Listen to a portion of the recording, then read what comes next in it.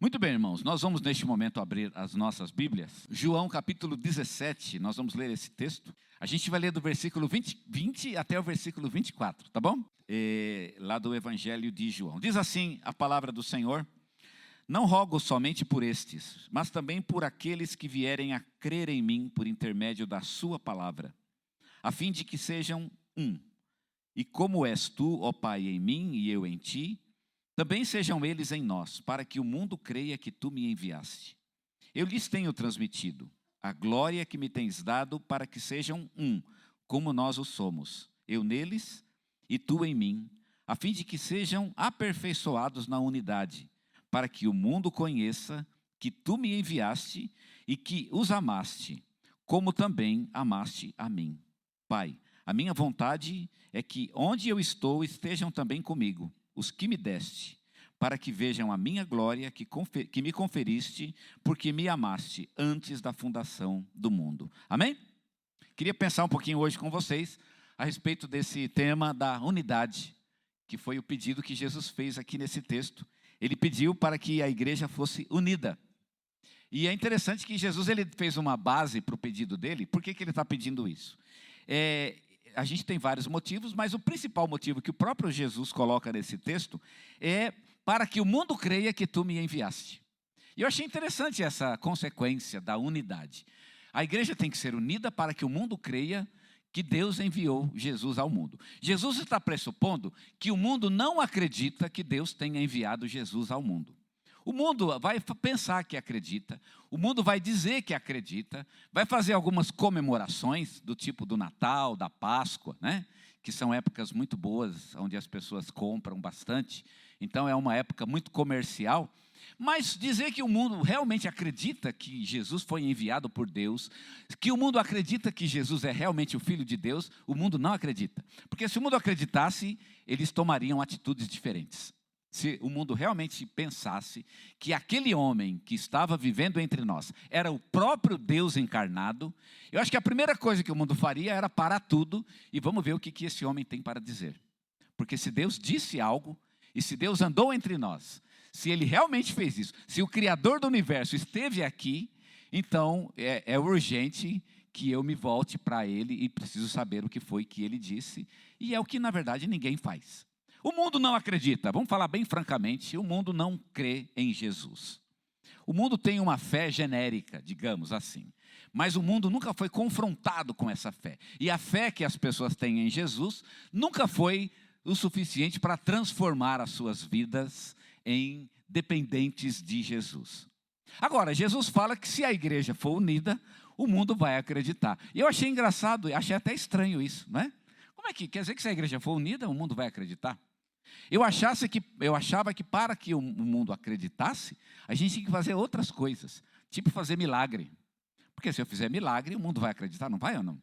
O nego está lá doente, aí eu chego lá e pá, o sujeito levanta. Não é bacana? Aí ele, então, está vendo? Deus existe. E realmente foi no nome de Jesus, Jesus levantou o morto, levantou o doente, fez o milagre, fez a maravilha. E aí o mundo acreditava, aí Jesus fala, não.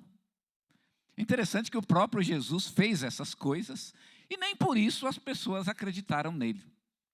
Parece que esse tipo de fé genérica em Jesus, ela é muito difícil de ser transposta, não é? As pessoas ficam nessa base de fé, uma fé que não é transformadora em suas próprias vidas. Talvez alguns até acreditem, mas eles não conseguem dar um salto para fazer mais do que acreditar. Realmente colocar toda a sua vida em submissão a Jesus Cristo. Isso é o que o mundo não faz.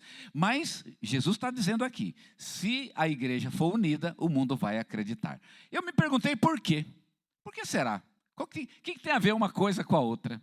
Se, por exemplo, a igreja ser unida é mais eficiente do que fazer um milagre, já que Jesus fez milagres, e nem por isso o mundo acreditou num primeiro momento, mas depois, aqueles que receberam os milagres foram os mesmos que o crucificaram mais tarde.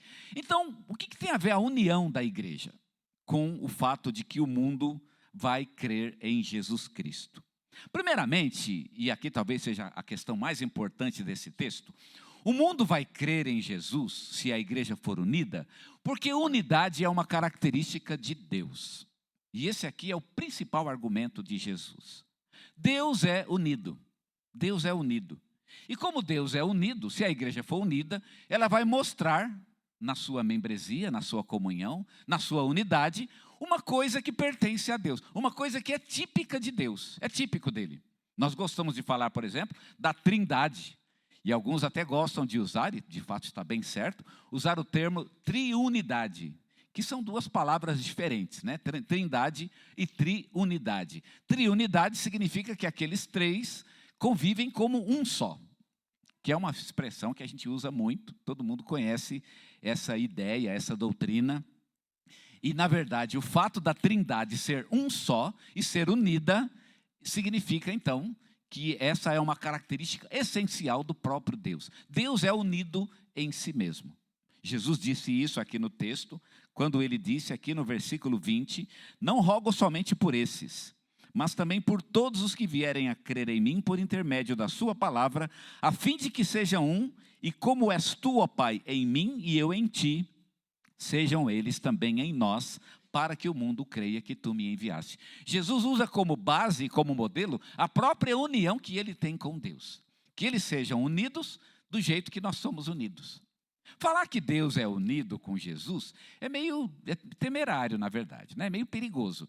Porque, na verdade, é falar muito pouco. Por exemplo, eu sou unido aqui, né? Não vou dizer que eu sou unido com todo mundo aqui, né? Eu acho que nem conheço todos aqui.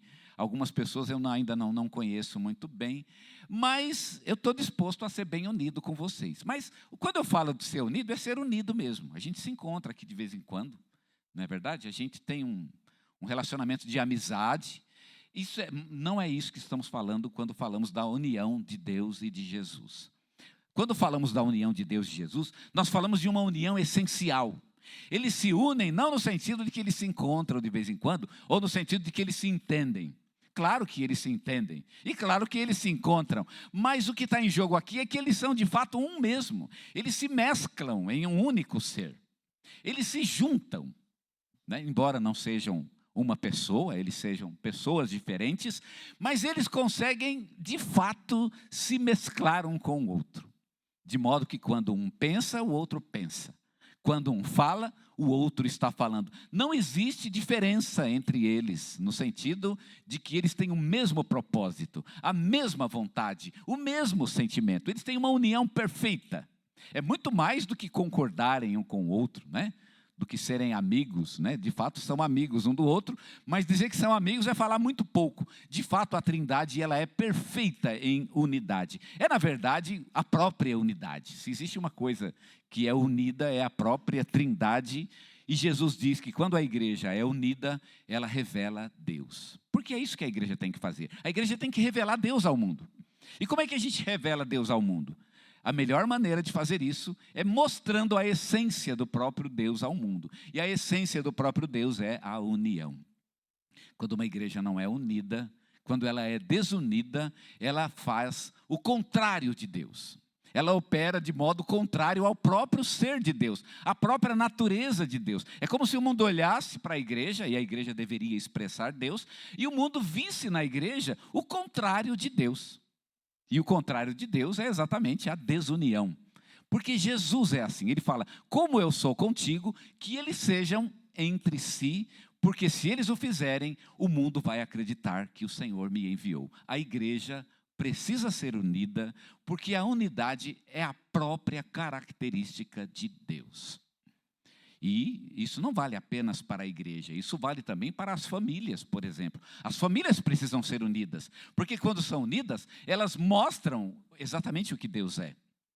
As pessoas precisam ser unidas, seus sentimentos, valores e emoções precisam estar em unidade. Precisam gravitar em torno de um valor apenas, ou de poucos valores, que tenham relação entre si, de modo que o nosso eu precisa ser coordenado. Ele não pode estar dividido, ele não pode estar, né, anárquico em si mesmo, com guerras consigo mesmo. Não, nós precisamos ser unidos dentro de nós mesmos, porque esta é uma característica de Deus. Deus é unido e, quando a igreja é unida, ela revela ao mundo a própria característica de Deus. É por isso que o mundo acredita, porque o mundo vê na igreja uma característica de Deus. Nós podemos dizer, Deus é assim. Deus é como nós. Eu abraço o meu irmão e mostro esse abraço ao mundo. E eu digo ao mundo, é exatamente assim que Deus é. Deus, ele se abraça entre si mesmo. Entre o Pai, o Filho e o Espírito Santo, há um abraço como nós nos abraçamos. E isso é um testemunho para o mundo sobre Deus, sobre a natureza dele, sobre os propósitos dele, sobre o próprio ser dele. O contrário também, digamos que a verdade contrária, né, também é uma verdade. A desunião é uma característica do inimigo de Deus. Eu já disse aqui numa certa ocasião a respeito da palavra diabolo. A palavra diabolo é de onde vem a nossa palavra diabo. A palavra diabo ou diabolo, ela é uma palavra mista no grego, que vem do dia, que significa dois, e o bolo no final, que significa vontade. A palavra diabolo, ela é alguma coisa como duas vontades. É claro que em português fica muito esquisito, mas para o grego faz bastante sentido. É exatamente o nome dele, diabolo. É uma coisa dividida em duas. Por que o diabolo ele é dividido? A palavra diabolo é uma palavra muito antiga em grego, que significava cunha. A cunha é aquilo que você coloca na enxada, né? Quando você coloca a enxada na haste, você corta a haste no meio e você coloca uma cunha para abrir a haste e segurar a enxada. Não é isso que faz ou não? Eu acho que até hoje é assim, a não ser que a enxada seja injetada, né, de plástico, mas se ela for de madeira, geralmente é assim que se faz. Você coloca a cunha para abrir a madeira. E aí dá o aperto na enxada. A cunha é aquilo que divide a madeira, e daí vem a palavra diabo. Você coloca o diabolo no meio, e é exatamente a função dele dividir. Deus, ele é a suprema união. E o contrário disso seria, portanto, o contrário de Deus. Irmãos, a igreja precisa ser unida. Isso não é uma escolha. É uma questão de essência. Ou ela vive assim, ou ela não vive de jeito nenhum. Porque essa é a própria natureza do Deus a quem ela prega. Nenhuma pregação da igreja ela é tão negativa ou tão horrível quanto aquela que ensina ao mundo aquilo que Deus não é. A igreja precisa ser unida. E o que é essa unidade? Primeiro, ela implica num relacionamento com Deus. A gente não precisa fazer força. Eu não tenho que me forçar aqui, né? Ah, não, eu vou ser unido com todos. Primeiro que eu não vou conseguir, é muita gente, não tem jeito. Mas nós precisamos nos unir. Como fazer isso? Busca relacionamento com Deus. O sentido da unidade não é nem tanto que a gente se procure como pessoas, mas que todos nós façamos um mesmo objetivo. Vamos procurar Deus. Então eu tenho que ter a consciência tranquila que os irmãos buscam Deus como eu busco. Mesmo que a gente não converse, mesmo que a gente não tenha um relacionamento mais íntimo, mas eu preciso saber que os irmãos estão fazendo isso também. Como eu busco a Deus, os irmãos buscam. Eu estou lá lendo a minha palavra diariamente, busco o Senhor na oração, tenho as minhas lutas em oração, e é maravilhoso saber que eu não estou sozinho nessa luta, vocês estão comigo. Embora eu não saiba, e talvez vocês nunca vão saber das minhas lutas pessoais, mas essa luta está presente em todos nós. É isso que nos une. Não é nem tanto o fato da gente apertar a mão e se abraçar aqui, mas o fato de que todos nós buscamos um mesmo relacionamento com Deus. A nossa união, portanto, não é uma união de abraço ou uma união humana, mas é uma união em Cristo. Nós nos encontramos em Cristo. Talvez eu não veja, mas todos nós estamos unidos em um mesmo propósito. Se eu abrisse a minha boca e dissesse qualquer coisa, as minhas palavras encontrariam reflexo naquilo que é a própria vida de vocês. E a vida de vocês é a caminhada de vocês com Jesus Cristo. É a luta de vocês, a luta diária. Uma busca verdadeira. Não são muitos os que buscam, infelizmente. Aliás, uma das coisas que é bem triste, né, da gente saber e perceber, que quanto mais você busca uma intimidade com Deus, uma vida de oração profunda, uma leitura e um estudo da palavra realmente sério, disciplinado, você vai descobrir que não são muitos os que estão nessa luta. São muito poucos, mas a igreja deveria buscar isso. Cada um de nós que busca o Senhor, que quer o Senhor, que ama o Senhor, deveria ficar muito tranquilo quanto ao fato de que você não está sozinho nessa luta. Tem muita gente junto com você. Muitos querem. Eu gosto de pensar assim, que muitos querem. Às vezes eu estou lá lendo a minha palavra, mas meu Deus, será que tem outro irmão que já está lendo a Bíblia e está sendo tão maravilhoso como tem sido para mim? Porque é tão maravilhoso, é tão gostoso estar na presença de Deus. As verdades de Deus, elas são tão transformadoras e são tão reais ao nosso coração e elas nos dão tanto sentido, tanto propósito. Isso é tão incrível na minha vida que eu fico me perguntando, será que alguém mais tem isso também? E seria muito triste eu descobrir que não é todo mundo que tem, que muitos irmãos, que na verdade a maioria da igreja não vive, não tem isso, simplesmente não tem interesse, não busca. Isso seria realmente muito triste. Irmãos, o sentido da nossa união é o nosso próprio relacionamento com Jesus. Nosso próprio relacionamento com Ele. Jesus disse, a fim de que seja um, como és tu em mim e eu em ti, que sejam eles, e agora vejam, que sejam eles em nós. Não é entre si, é em nós. A unidade da igreja, ela está em Cristo. Se a igreja buscasse Jesus, mas buscasse de verdade, e o amasse de verdade, se a igreja realmente tivesse sede da presença de Deus, a gente não precisaria se preocupar com nenhum programa de comunhão. Esse negócio de jantar, isso vai acontecer naturalmente, né? Mas não é daí que vem a comunhão. A comunhão não é uma coisa que a gente produz. A comunhão é o resultado do nosso relacionamento com Jesus. Você busca Jesus e quando você chega na presença dele, você descobre que tem outras pessoas do seu lado. Aqueles que estão do seu lado são aqueles que vão estabelecer essa comunhão entre si. A comunhão que não é entre si, mas é a comunhão com Jesus Cristo. Esse relacionamento, portanto. Quando nós vivemos essa comunhão, o que começa a acontecer em nossas vidas? Começam a acontecer coisas que somente pertencem à nossa experiência com Deus. Coisas que não aconteceriam naturalmente. Coisas que vão acontecer porque nós temos comunhão com Jesus Cristo. Portanto, essa unidade, ela implica em que vão acontecer coisas que não fazem parte da experiência humana. E observe aqui o versículo 22, ele diz, eu lhes tenho transmitido a glória que me tens dado, para que sejam um como nós o somos. A glória. E observe aqui a palavra glória. A palavra glória é a palavra que descreve a presença de Deus. Em toda a Bíblia, essa palavra é usada para descrever o resultado da presença de Deus. O que acontece quando Deus está presente? O que aconteceria se Deus aparecesse aqui? Já parou para pensar nisso? O que aconteceria? Se Deus aparecesse aqui de repente, o que eu posso esperar? Será que ele ficaria sentado aqui como um ser humano? E você chegaria para ele e diria algo, não sei, tipo bom dia, tipo assim, não é? Interessante dizer bom dia para Deus, não é? É isso que aconteceria? Na Bíblia existe um certo padrão na presença de Deus. Toda vez que Deus aparece, existe um efeito visível, um efeito físico, inclusive, um efeito natural, que é o brilho. Aonde Deus está, não sei por que razão, existe o brilho. E às vezes o brilho é tão intenso que as pessoas não podem sobreviver a este brilho.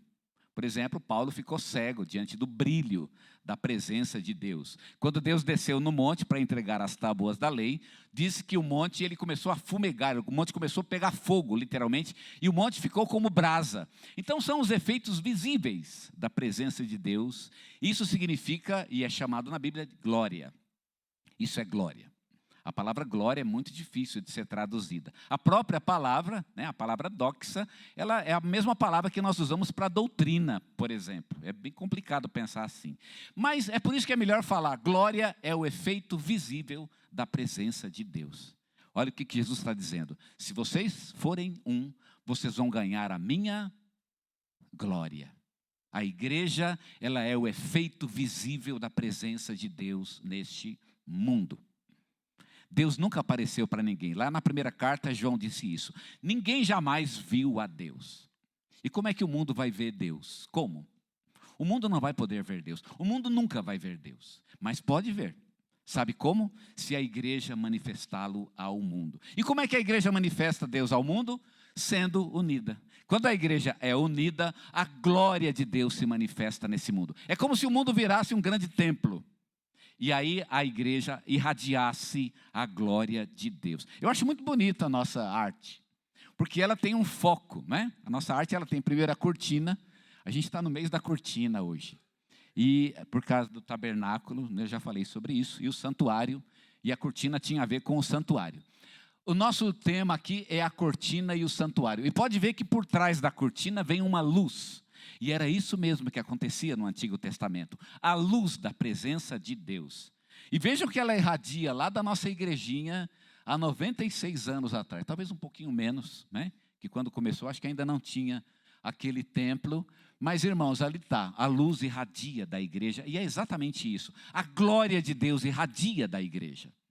E quando a igreja, o mundo olha para a igreja, o mundo vê Deus. O mundo contempla e ele vê a presença de Deus. A glória de Deus está entre nós. E por fim, quando a igreja é unida e manifesta a glória de Deus, então ela realmente glorifica a Jesus. E ela glorifica a Jesus mais do que as palavras.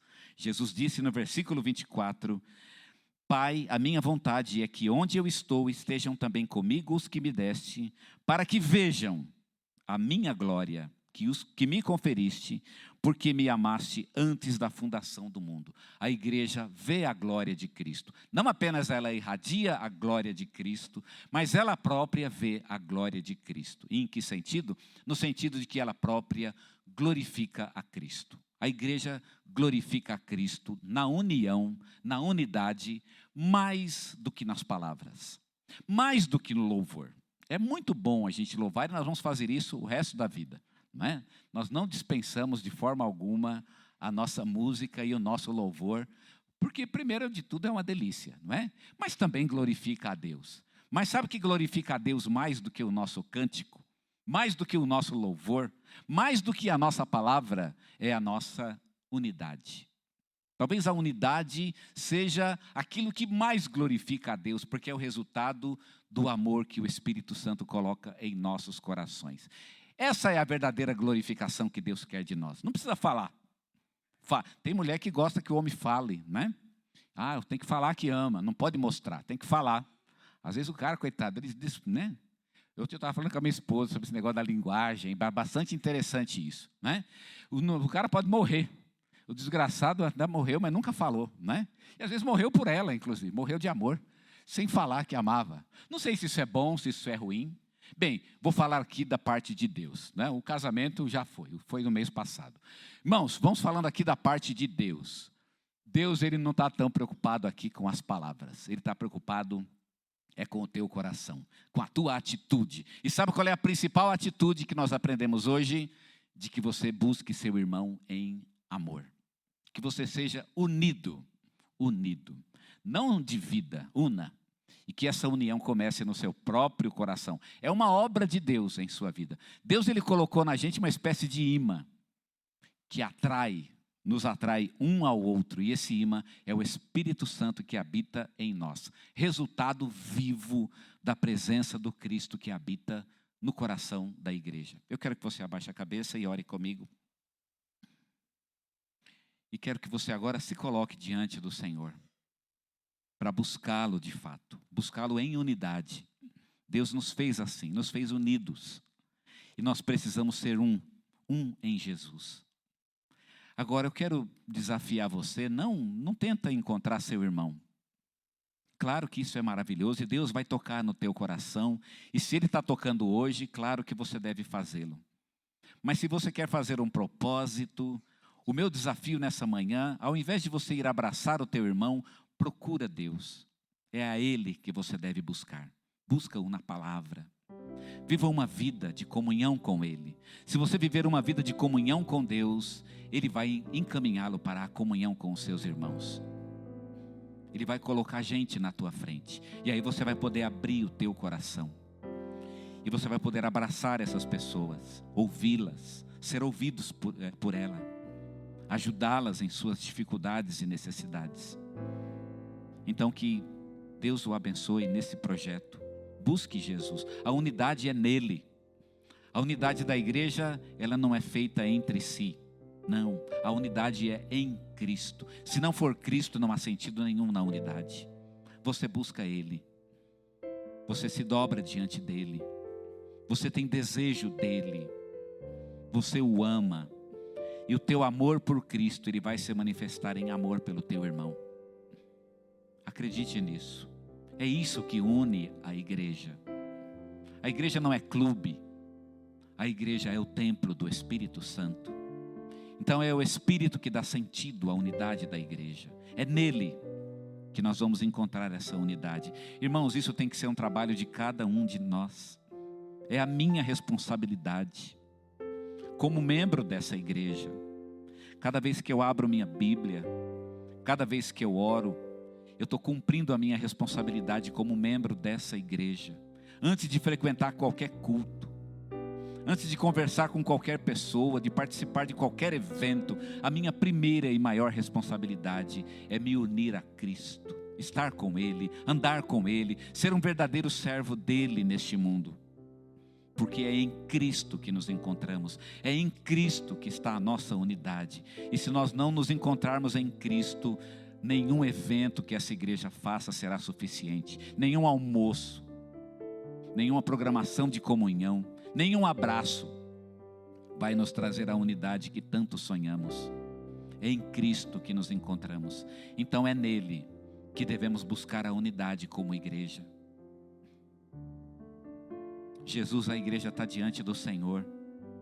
E agora nós alinhamos o nosso desejo, Senhor. O desejo de sermos teus, de andarmos contigo e de vivermos na comunhão do Senhor.